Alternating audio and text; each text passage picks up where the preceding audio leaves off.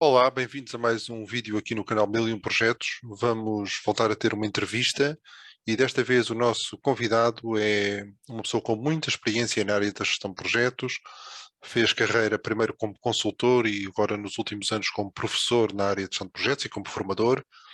É também um dos membros mais antigos do board da IPMA, a International Project Management Association. É responsável pela área de projetos e de operações e aqui quem nos ouve, se tudo correr normalmente, tem trabalho e obra feita para vir a ser, dentro de um ano, o próximo presidente da IPA. Estou a falar, claro, de António Andrade Dias. Vamos ouvi-lo já a seguir ao genérico.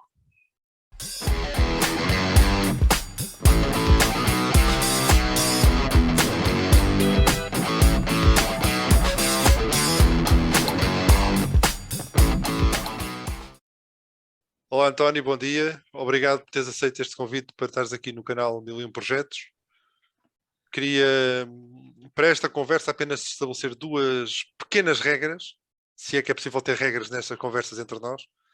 A primeira é que tudo aquilo que dissermos vai para o ar e, portanto, não vai haver qualquer tipo de cortes. E o segundo é que isto é uma conversa de amigos e, portanto, não é necessário grande formalidade. Vamos estar aqui à vontade e vamos tentar abordar os temas de uma forma que seja também clara e benéfica para a nossa audiência. Ótimo. Olá, Pedro. Bom dia. Então, conto coisas. Primeira coisa e a primeira pergunta é: se tivesses que te descrever, qual seria a forma melhor que tu achas que podia haver para o fazeres? Pá, isto é extremamente é complicado. Isso é logo uma pergunta, logo assim à traição, como se costuma dizer. Não, como é que eu me consigo descrever? Bem, eu, para todos os efeitos, tive uma carreira, ou tenho uma carreira ainda na gestão de projetos. Posso-me dizer que sou um gestor de projetos de corpo inteiro e de alma. Se há aqui algum histórico, nomeadamente com a nossa associação de profissionais, isso é um bocado de carolice minha e de outros colegas, pá, que há mais de 20 e tal anos, por mero acaso nos conhecemos em Bremen, e que por força de olharmos para aquilo que era o universo da profissão, achámos que era uma excelente ideia, why not, termos uma associação em Portugal que representasse, no fundo, aquilo que nós consideraríamos ser a profissão de gestão de projetos. É óbvio que, para todos os efeitos, a profissão ainda temos que dar alguns passos, e esses passos são bastante significativos. Nós continuamos a olhar a gestão de projetos nas organizações como uma função e não como uma profissão. Continuamos a olhar a figura do gestor de projetos como alguém que acaba por ser o bombeiro de serviço em muitas organizações. E, para todos os efeitos, o nosso tecido empresarial também, por outro lado, é relativamente pequeno. Se nós olharmos o tecido é composto por pequenas e médias empresas. E de um momento para o outro, nós termos alguém que tem esta função a tempo inteiro nas organizações é extremamente complicado. E, portanto, é um bocadinho nesta tónica que depois a gestão de projetos é encarada. É óbvio que eu não comecei a carreira como gestor de projetos. Eu comecei numa multinacional. Nessa altura fui contratado não para gerir projetos, mas para estar a gerir produtos. E de um momento para o outro, como a maior parte dos gestores de projetos, acabamos por nos tornar gestores de projetos assim no corredor.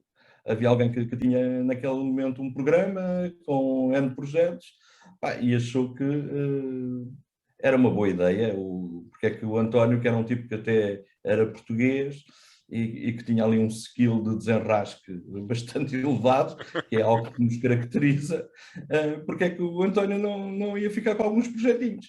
E posso dizer, claro, que esse foi o primeiro embate. É tudo de um momento para o outro, que tinhas sido contratado para gerir produto, de um momento para o outro estás a gerir projetos e não fazes a mínima ideia do que é gerir projetos.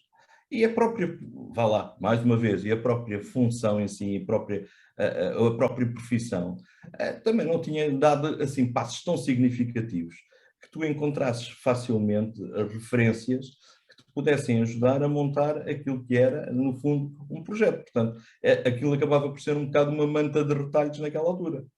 É claro que na altura eu estava no Reino Unido, no Reino Unido há a possibilidade de nós termos uma congénere na IPMA, que é a APM. A APM tem, vá lá, corpo de conhecimento na matéria, e entre a APM e os nossos colegas do outro lado do Atlântico, eu não vou dizer o nome porque fica mal, acabei por começar a dar os primeiros passos.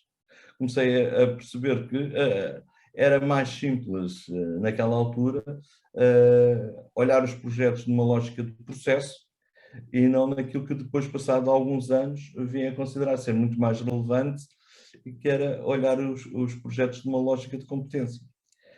E é precisamente no evoluir da minha carreira profissional que vou parar à Alemanha, numa aproximação da academia ao meio empresarial. A Universidade de Bremen estava a começar a lançar aquilo que era a primeira edição da pós-graduação europeia em gestão de projetos.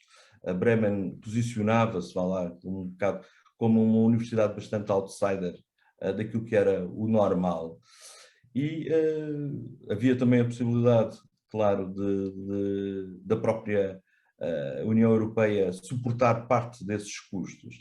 E os rapazes não se fizeram derrogados e montaram essa pós-graduação, onde, obviamente, estiveram colegas portugueses, estiveram colegas italianos, gregos, alemães, obviamente, e que, no fundo, deram, corpo àquilo que foi a primeira edição dessa pós-graduação. E é por isso que existe aqui uma pequena aproximação a uma realidade que não é a realidade dos processos, mas é a realidade das competências, quando nós acabamos por ser abordados por colegas que estavam associados à IPMA e que nos apresentam um modelo de abordagem, um modelo de competências. E começa a fazer algum sentido, nomeado para mim, que nós olhássemos os projetos nessa lógica, porque o gestor de projetos necessita inicialmente de desenvolver essas competências para depois entender guidelines, processos, ferramentas, ao que, se ele não tiver um enquadramento de competências comportamentais, competências contextuais e das práticas da gestão de projetos, dificilmente ele chega lá. E é um pouco à volta disto que depois a associação é criada aqui em Portugal. Eu estive ligado durante muitos anos à direção da APOGEP. Óbvio que alguns conhecem-me enquanto presidente durante 9 anos da APOGEP. Há um legado, há um caminho. Hoje a APOGEP é aquilo que é. E quando acabei o meu último mandato na APOGEP, surgiu aquela luzinha de porque é que a IPMA eventualmente não te vai apoiar e vais para o bordo da IPMA. É aí que me encontro atualmente. Estou no meu segundo mandato. O modelo da IPMA, para aqueles que não conhecem, é um modelo federativo, o que quer dizer que o board é composto por representantes de alguns países, que são eleitos pelos 74 países que têm assento naquilo que é o Conselho de Delegados, e a partir daí estou a fazer o meu segundo mandato, algo que no final do próximo ano terminará, e depois logo irei ver aquilo que vou fazer de seguida, quer na APOGEP, quer na IPMA. Na APOGEP tenho um desafio lançado, que é pensarmos um pouco naquilo que é a profissão da gestão de projetos, conjuntamente com os nossos colegas do chapter do PMI em Portugal.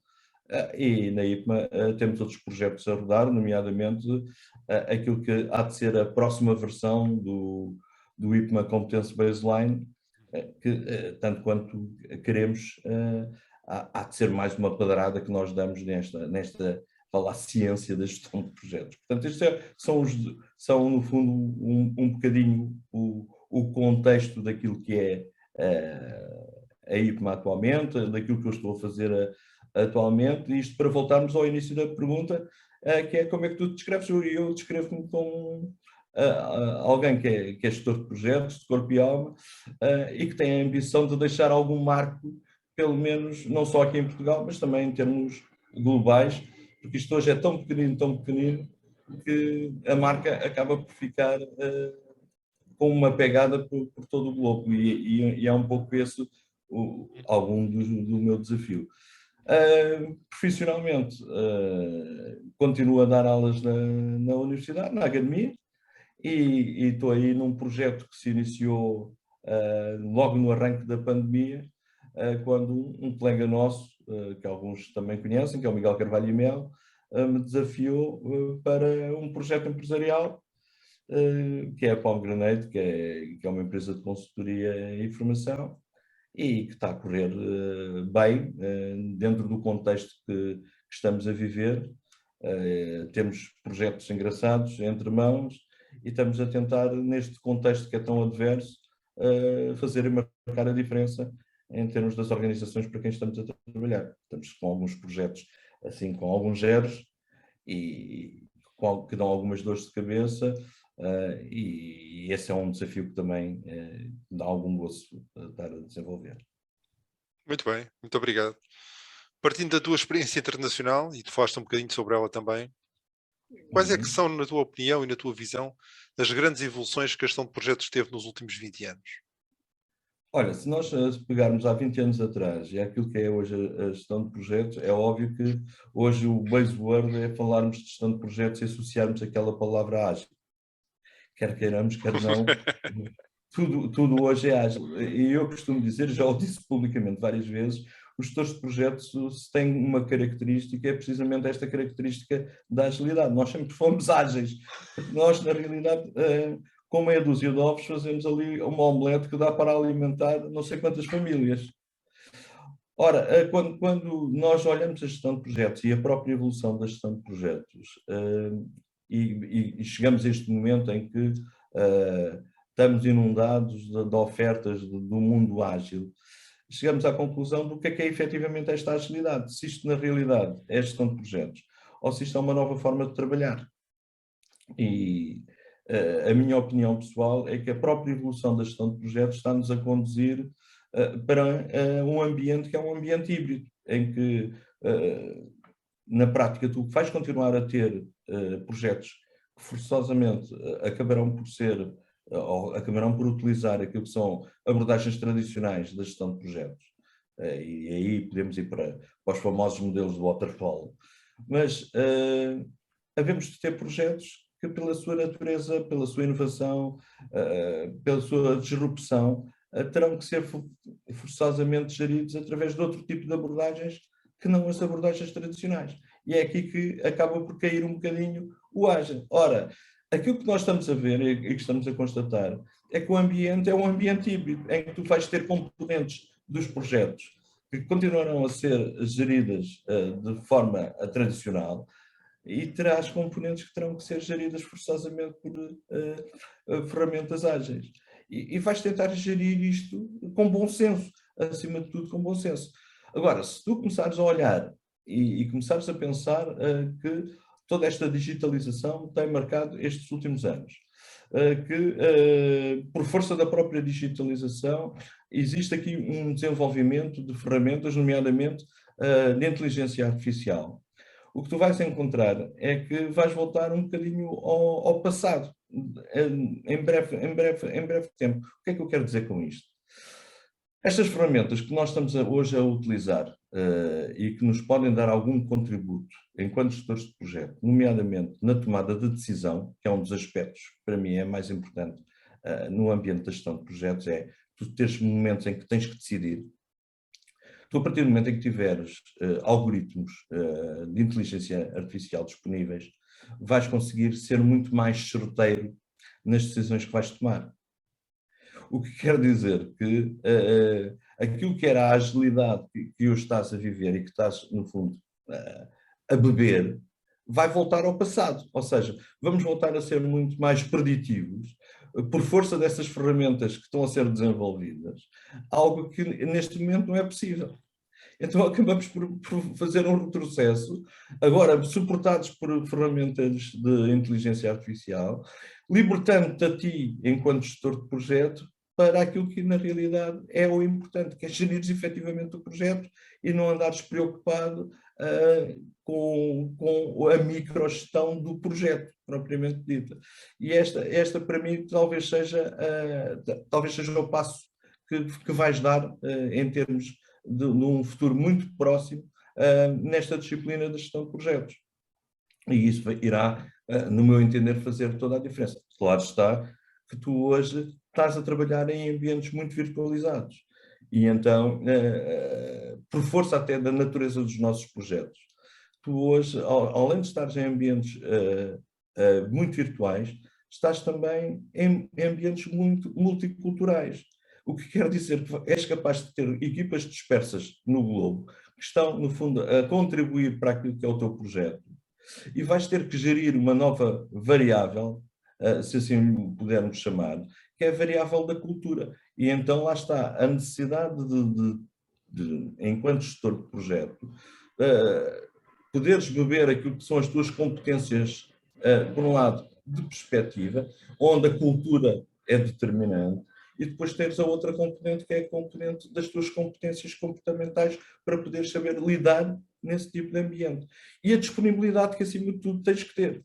Porque quando às vezes estás a dormir e o telefone toca às 3 da manhã, é porque tens um pequeno que está na Índia a dizer assim, epá, e agora, o que é que eu faço? E, portanto, esse é um bocadinho o desafio que tu tens hoje, que era um desafio que há 10 anos atrás não tinhas. E isso marca toda a diferença.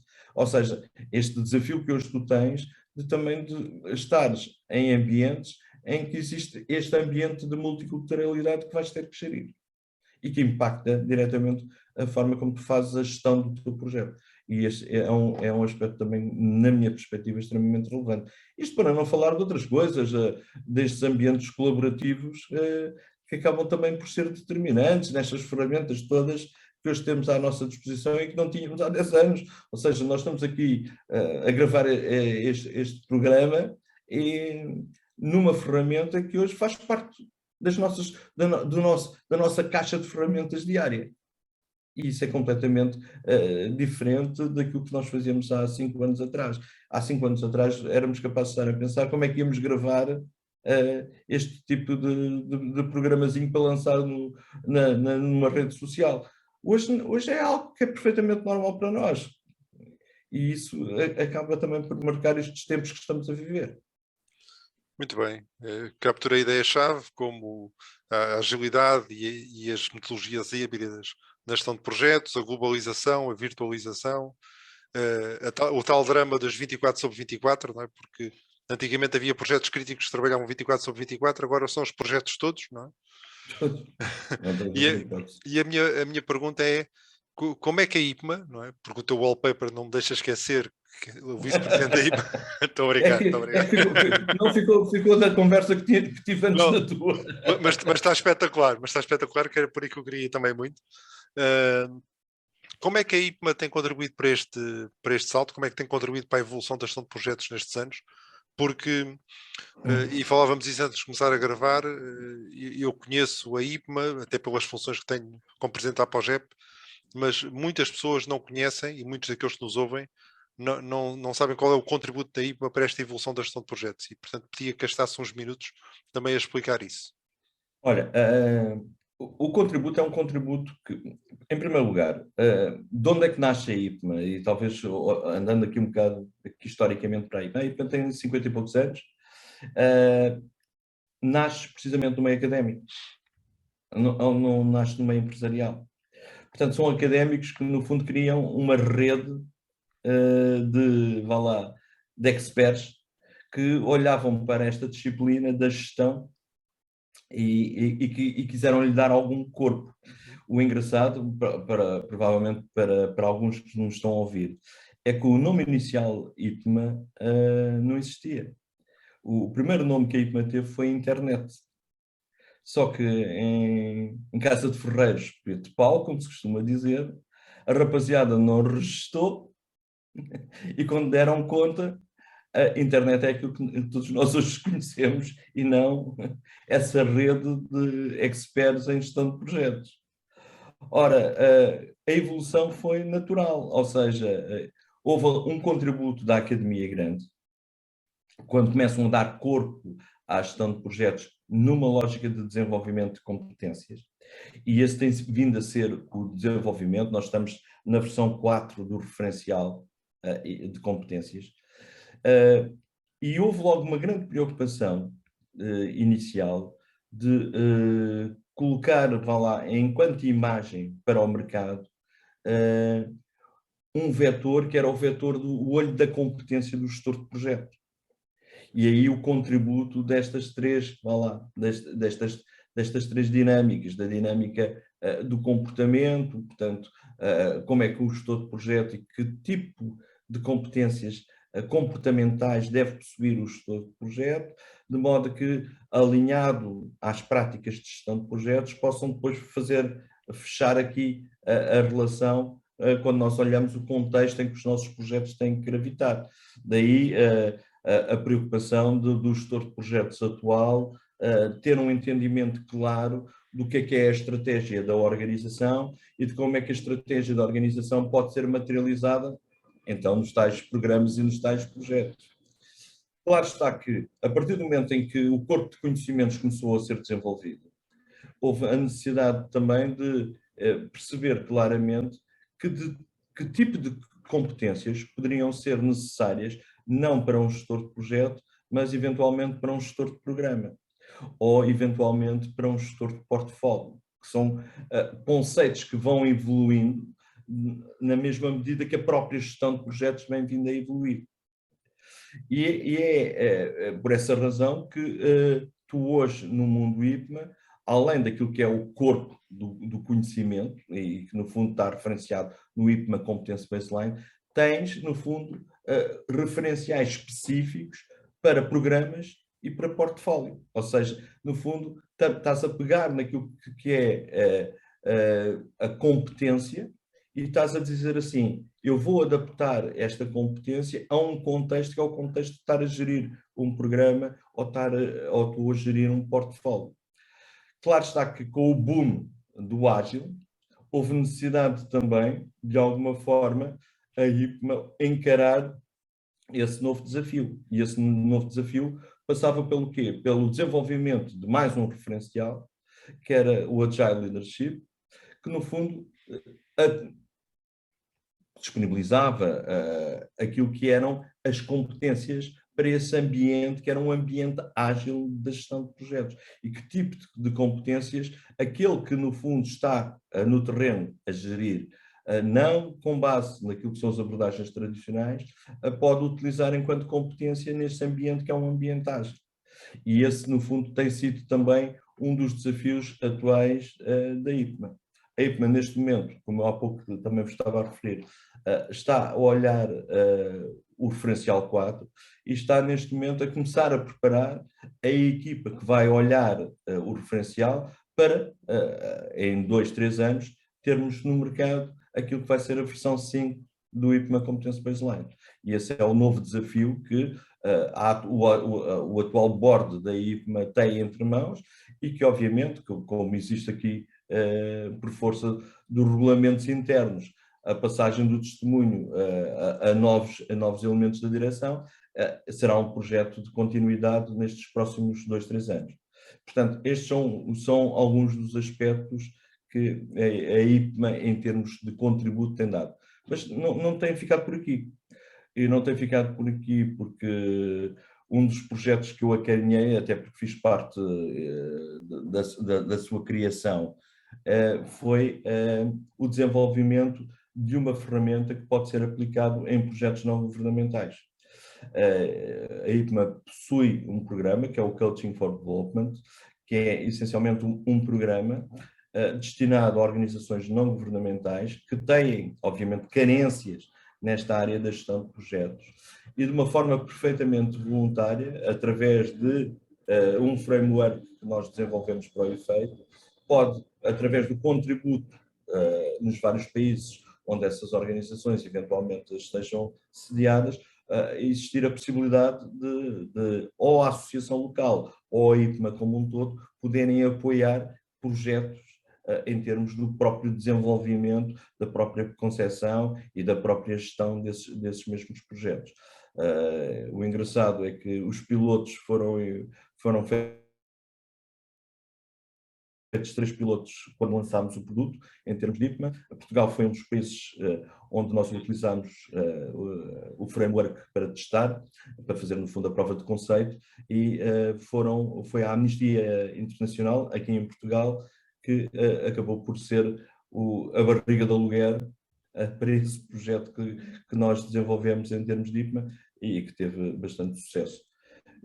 Atualmente a IPMA está com um projeto que está neste momento a ser concluído, também extremamente interessante, que é o IPMA for Kids, que tem e que vai ter um documento próprio, ou seja, vai ter um referencial de competências para jovens, quando estamos a falar jovens, estamos a falar aqui de vários segmentos de idades e, portanto, conteúdos com esse tipo de destino, criando o quê? Criando logo desde bastante jovens esta apetência para os projetos. Quer queiramos, quer não, a economia global hoje mexe porque existem projetos, ou seja, o contributo hoje está acima dos 40% em termos de GDP mundial, portanto, isto faz toda a diferença. Nós começarmos a preparar as futuras gerações logo com este tipo de enfoque. O enfoque em projetos, na forma de sermos mais eficientes, na forma de sermos mais eficazes nos projetos que temos que gerir. E esse é também um dos desafios. O Miguel Carvalho Melo faz parte dessa equipa, ele conhece o produto e defende ali o produto como mais um filho que ele tem, e, portanto, o projeto já está mesmo em fase já de piloto e, portanto, vai ser lançado formalmente agora no início do próximo ano. Portanto, estes são os vários contributos.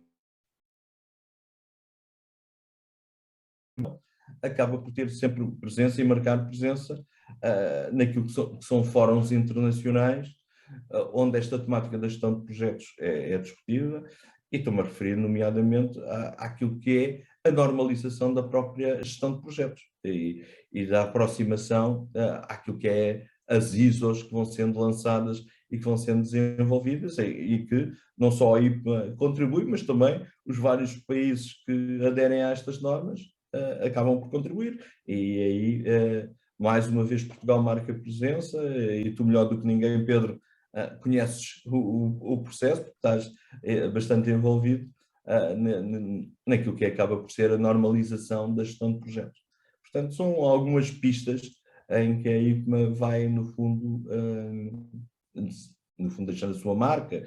Claro está que poderíamos fazer muito mais se a IPMA fosse uma organização riquíssima, mas quer queiramos, quer não, existe aqui a dicotomia de teres realidades bastante diferentes quando tens, por exemplo, os Camarões como um país, ou a Nigéria como um país que é membro da IPMA, e tens, por exemplo, a Alemanha, ou tens, por exemplo, o Reino Unido como membro da IPMA.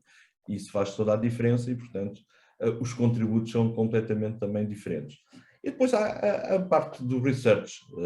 A IPMA vai publicando, tem, em termos de board, uma área de vice-presidência que se ocupa especificamente da pesquisa e do desenvolvimento e que, no fundo, vai contribuindo, dada a sua ligação, mais uma vez, à academia, vai contribuindo precisamente para o acervo de conhecimento que vai sendo produzido nesta área.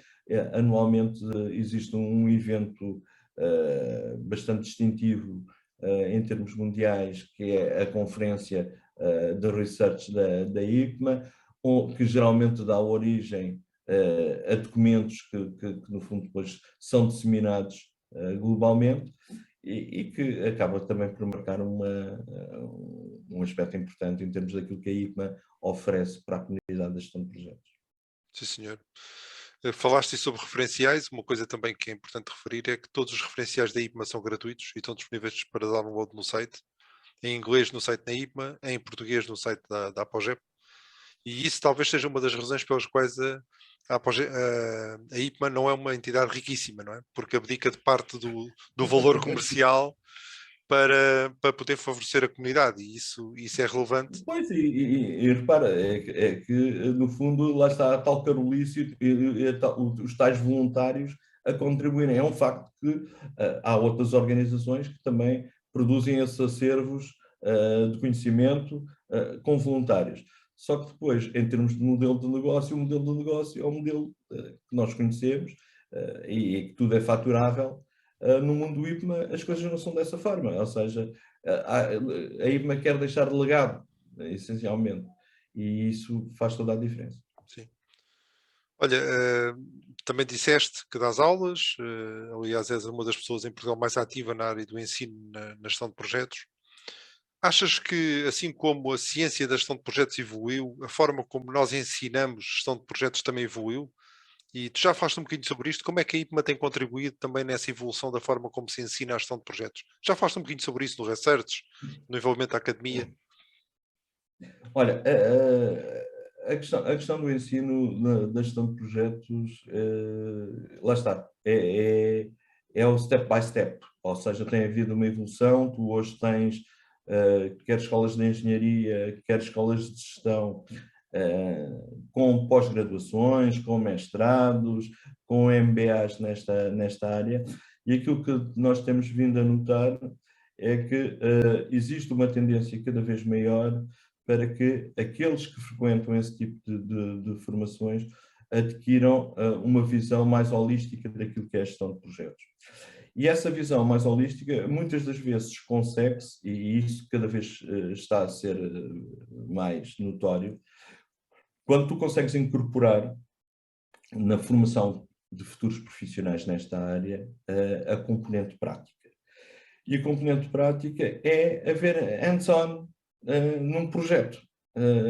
Quer para aqueles que acabaram o seu mestrado e vão para o mercado de trabalho, eles necessitam de ter outro tipo de apetência àquilo que é a gestão de projetos, algo que nos modelos tradicionais de ensino tu muitas das vezes não consegues fazer passar.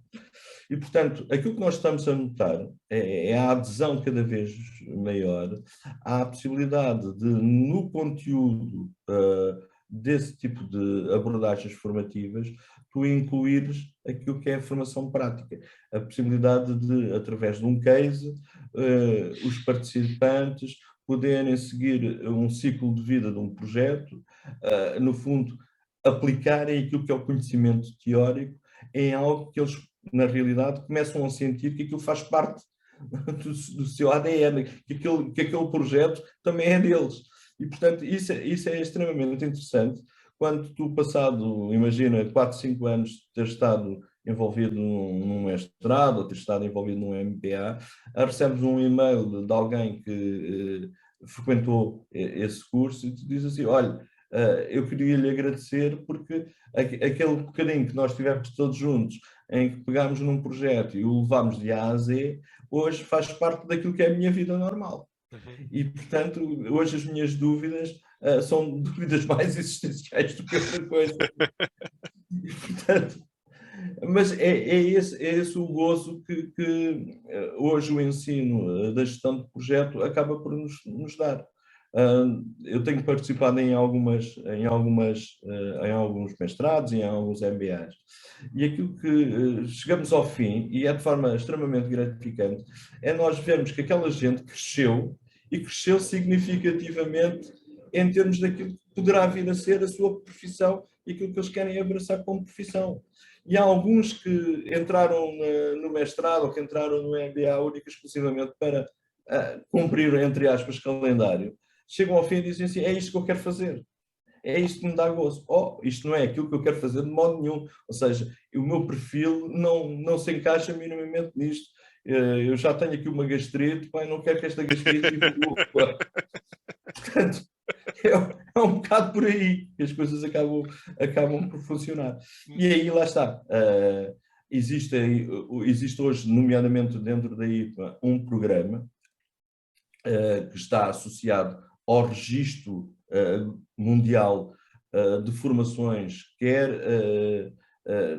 com um cariz de academia, mestrados, MBAs, até, em alguns casos, até licenciaturas, com o carimbo IPMA, okay? No fundo, acreditados pela IPMA em termos dos próprios conteúdos pedagógicos que são ministrados nesses cursos, e o engraçado é que algumas dessas universidades ou dessas academias de formação acabam por depois, por parcerias locais com as associações membros da IPMA, poderem depois acoplar à formação académica também a possibilidade de introduzir aquilo que é um certificado de profissional nesta área.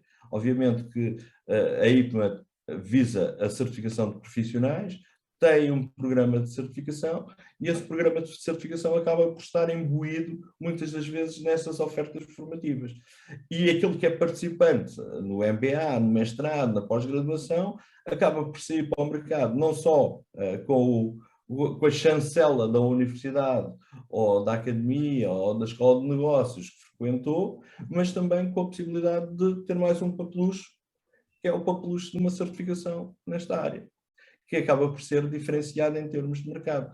Eu lembro-me que no meu último ano de mandato enquanto presidente da APOGEP, em que nós fizemos um survey à comunidade global da gestão de projetos em Portugal, e que foi uma pedrada no charco, tivemos nessa altura cerca de 800 respostas a esse inquérito.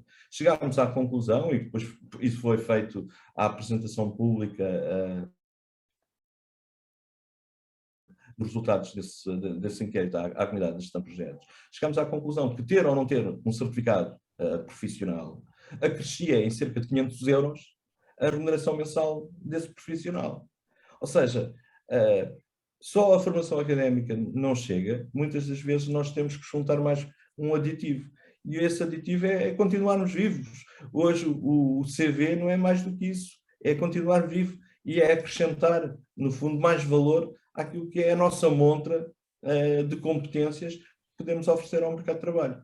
E é um bocadinho por aí. Muito bem. Estavas a falar de estudos internacionais e de estudos nacionais. Eu lembrei-me daquele estudo que foi feito pela IPMA e pela KPMG há 2 anos atrás, em 2019, não é? Foi apresentado em novembro, se não me engano. E havia 2 ou 3 conclusões que eu achei muito interessantes. Uma delas era que o mundo precisava de melhores práticas de gestão de projetos. A segunda era que era preciso que essas práticas de gestão de projetos fossem mais enraizadas na sociedade e nas empresas. E basicamente, o final das conclusões, que era preciso mais gestores de projeto, e tu já falaste um bocadinho sobre isso, sobre a questão dos 40% da economia mundial ser, neste momento, economia de projetos, não é? A minha... Bem, isto é um relatório e é um estudo também da IPMA, portanto, acredito que estas conclusões sejam mais do que partilhadas pela IPMA, mas como é que a IPMA vê esta necessidade de mais gestores de projetos, de maior enraizamento das práticas, e como é que será possível a IPMA, ou como é que a IPMA tem ajudado os países membros, os 74 países membros, nesta batalha pelo desenvolvimento da gestão de projetos?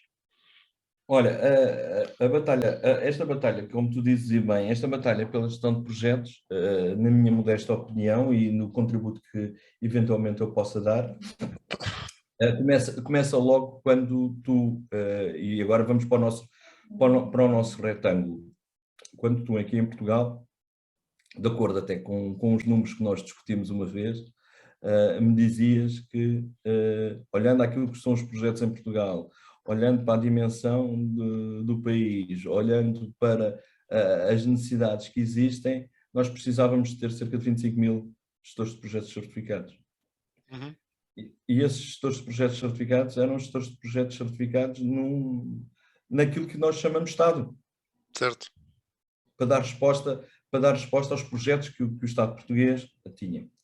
Há cerca de 2 semanas tive numa conferência em que esteve presente o Ministro de Planeamento. Uhum. E era uma reunião de empresários, e essa reunião de empresários em que o Sr. Ministro esteve presente levantou várias questões. E levantou, nomeadamente, porque o Sr. Ministro de Planeamento nos foi apresentar um pouco daquilo que é a visão do Estado face a estes incentivos que o país vai receber a curto espaço. Foi-lhe colocada, nomeadamente, a questão da necessidade da gestão de projetos e da necessidade de termos gestores de projetos certificados. E eu posso dizer que fiquei bastante desapontado com a resposta que me foi dada, que foi traduzida pura e simplesmente nisso. Independentemente dos projetos, provavelmente a existência de metodologias ou de boas práticas de gestão de projetos seriam aplicadas só àqueles que fossem projetos de complexidade e de grande dimensão. Nos projetos em geral não havia esse tipo de necessidade. E com uma agravante, se há necessidade de o fazer, então que o mercado o faça e não o Estado. E eu estava à espera precisamente do contrário, que ele incentivasse aquele conjunto de empresários para a necessidade dos empresários e do tecido empresarial em geral adotar boas práticas de gestão de projetos, já que vai se candidatar aos PRRs e ao 2030, em termos de programas operacionais, e a necessidade de haver maior controle, de haver maior eficiência e eficácia na utilização desses fundos. E de um momento para o outro eu estou a ouvir por parte de um dignatário da nação uma mensagem que, no fundo, é uma mensagem que não contribui em nada para que haja maior controle, melhor gestão, melhores resultados, melhor eficácia, maior eficiência nos projetos que são geridos em Portugal. E, portanto, o esforço que nós fazemos, por vezes, é um esforço extremamente titânico, porque nós até somos capazes de bater à porta dos decisores políticos.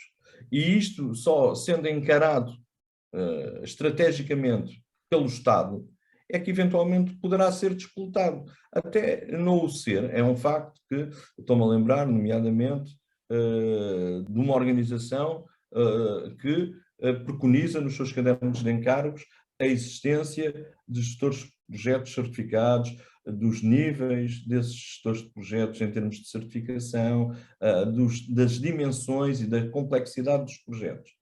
Mas eu vejo isso numa entidade quando nós temos centenas de entidades do Estado que têm esse tipo de responsabilidade.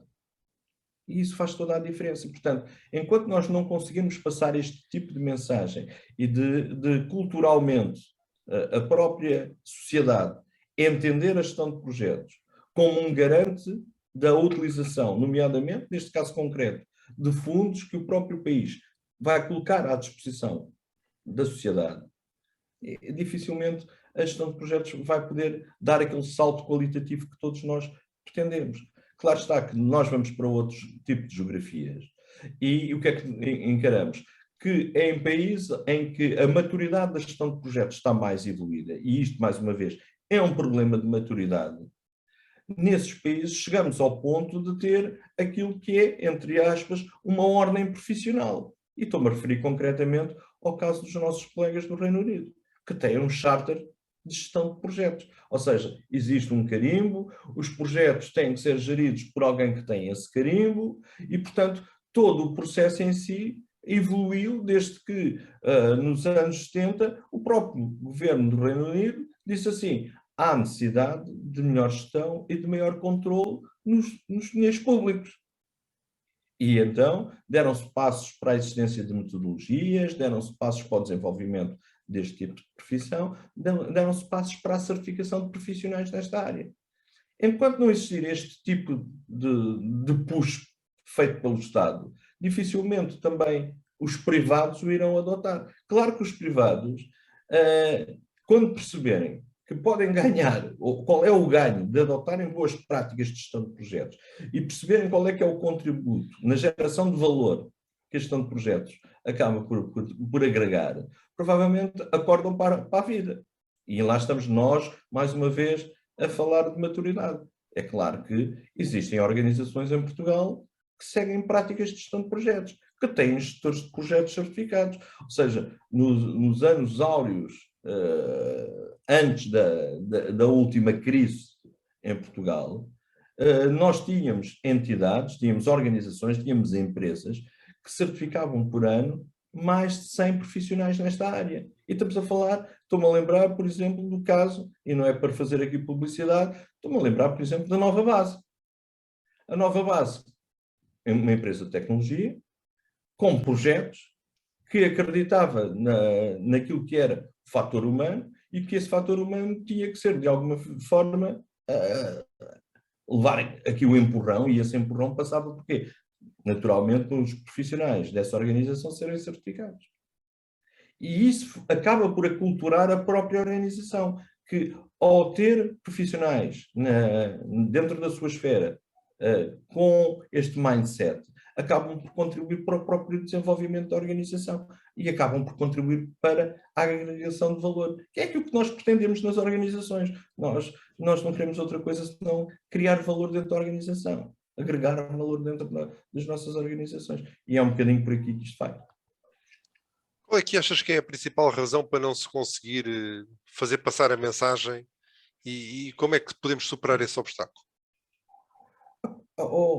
Pedro, isto lá está, o sinal de fumo tinha que vir de uma entidade, tinha que vir do Estado. O Estado é o maior dono de projetos em Portugal, quer queiramos, quer não.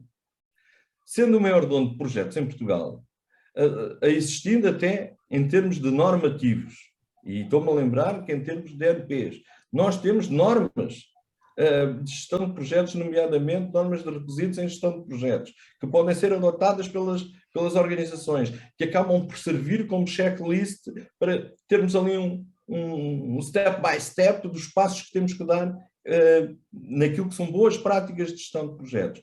Se o Estado der luz para uma situação dessa natureza, claro está que os privados vão ter que adotar essas práticas.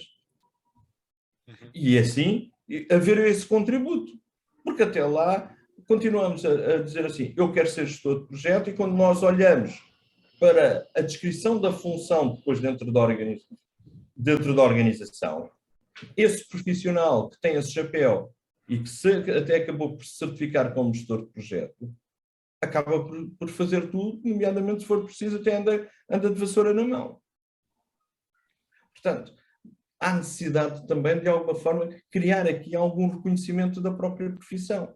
Se nós não criarmos esse reconhecimento, dificilmente a gente vai lá. Mas para isso tem que haver o contributo real do Estado. Ou seja, isto é difícil nós olharmos a nossa sociedade e dizer assim, isto é top-down, ou se isto é bottom-up. Ou seja, onde é que está a massa crítica? A massa crítica está cá em baixo, obviamente que está cá em baixo. Mas será que a massa crítica consegue galgar a pirâmide para chegar lá acima e influenciar o decisor para que o decisor adapte essas práticas? Esse é o desafio que nós temos em mãos. Claro está que o trabalho que a APOGEP vai fazendo com outras associações do espectro IPMA acabam por dar esse contributo. Ou seja, eu estive ainda durante este ano naquelas aberturas que fomos tendo,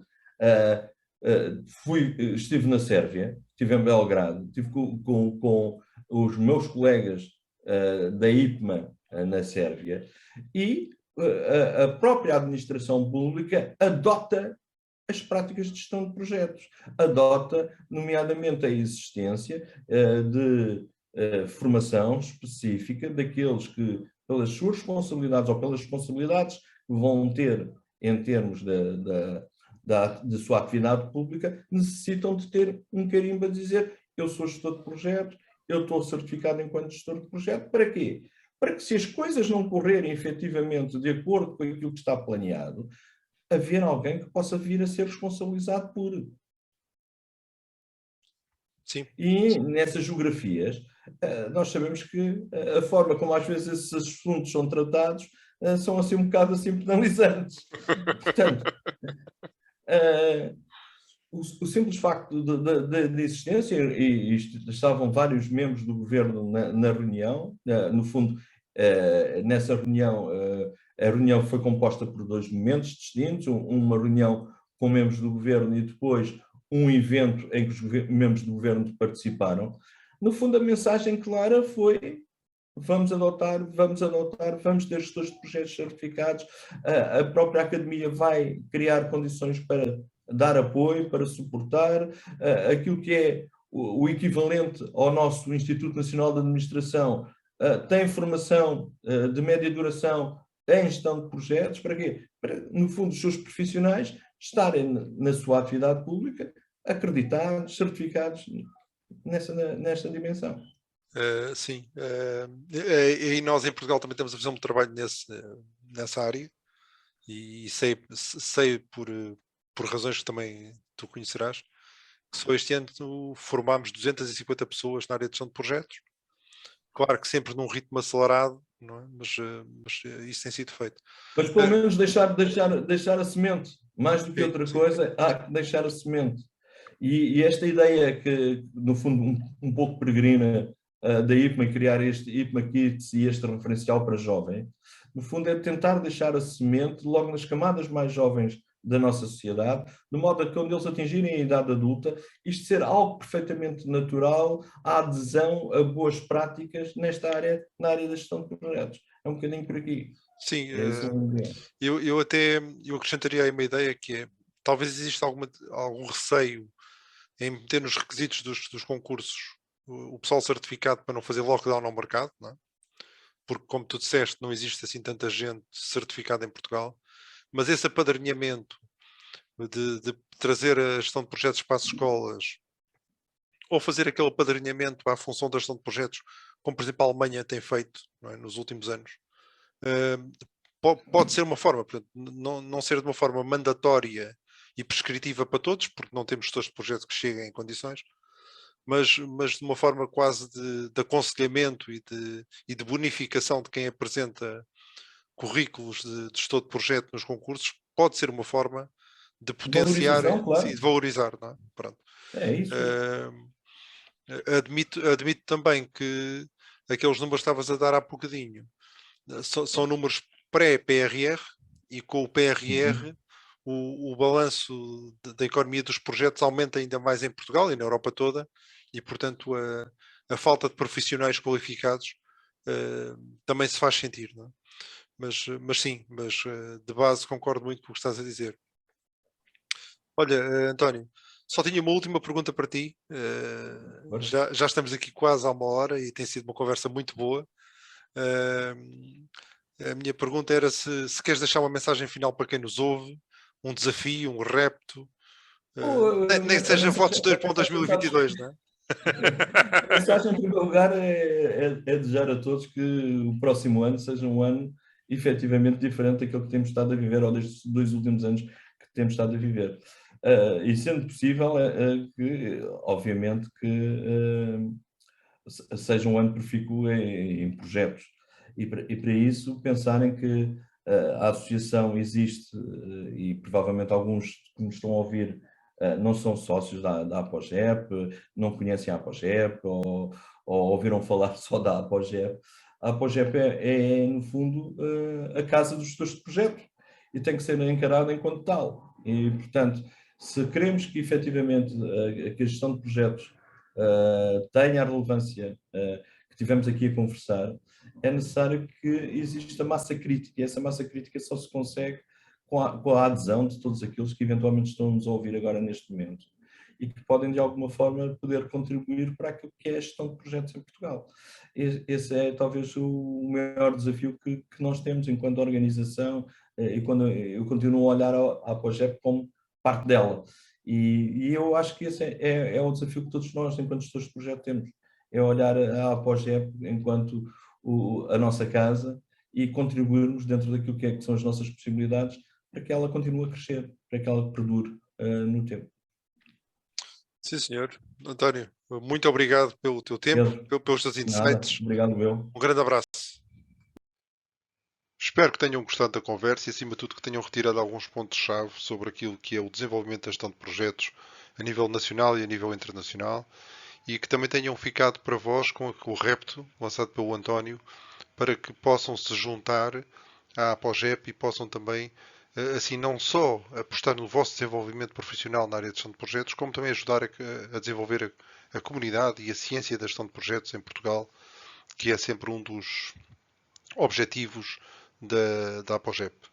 Obrigado por terem assistido ao vídeo. Vou-vos deixar algumas sugestões, como sempre, daqui de outros vídeos para poderem ver e se não se inscreveram ainda, subscrevam o canal. Um grande abraço e até outro dia.